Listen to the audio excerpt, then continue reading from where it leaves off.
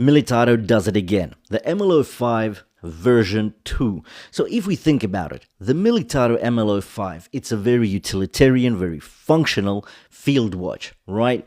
And then we have this one. Essentially nothing has changed, just the strap, slightly different design, but the case, the crystal, everything is exactly the same. We still get the screw and crown, we still get the screw down case back. But then what has changed? And that is the actual dial. It's still all printed, but we get a new handset and we get new design of the dial. And it's good. I really do like it.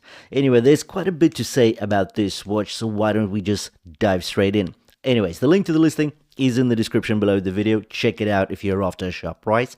Check out the discount codes as well as the link to my collection. And now, let's dive in.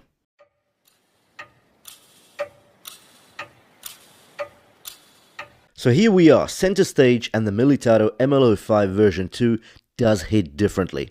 Now, while the case remains identical to version 1, same footprint, same clean tool watch aesthetic, it's the dial that really makes the evolution. Gone is the 24-hour military layout from version 1, and in its place, a more stylized contemporary dial with bolder, sword-shaped hands and oversized Arabic numerals. It's still a field watch at heart, but now with more swagger. We've got a clean 38mm case diameter here, with a modest 10.5mm thickness, and a good portion of that height is owed to the strikingly domed sapphire crystal up top.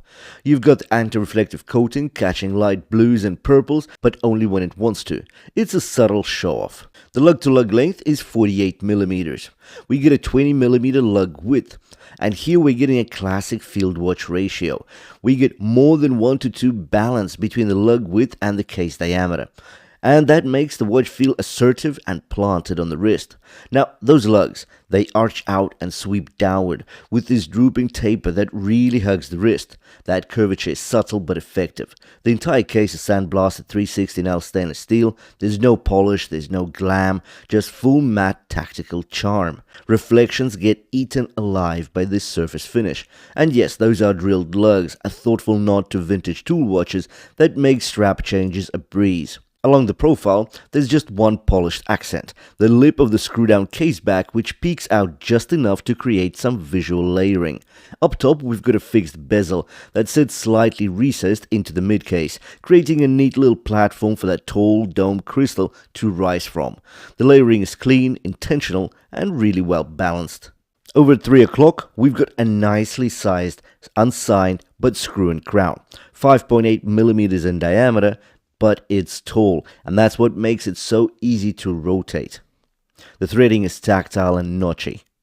The strap here is a no-nonsense as the watch itself, a black nylon unit that's flexible enough for comfort but clearly built to take a beating. It's paired with rectangular sandblasted stainless steel keepers and a matching unsigned buckle clasp.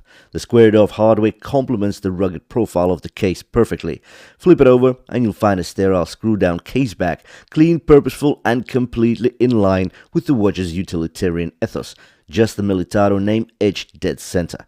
Let's start with what greets you first, and that's the tall domed sapphire crystal. It's got a clean bevel around the edge that doesn't just flow seamlessly off the bezel, instead it breaks the light a little, giving you a clear visual boundary. And with sapphire up top, you get the daily wear protection dialed in. The crystal gets anti-reflective coating as well, so under sharper angles you catch hints of green and purple bloom across the surface. Dip below and the dial pulls you inward, a matte black surface beneath a finely sandblasted rehaut, beautifully tying in with the case and reinforcing the watch's coherent, field-ready aesthetic. We get a printed minute chapter ring wrapping the outer edge in white, and for the hours you'll find elongated white batons with clean Arabic numerals at 3, 6, 9, and 12.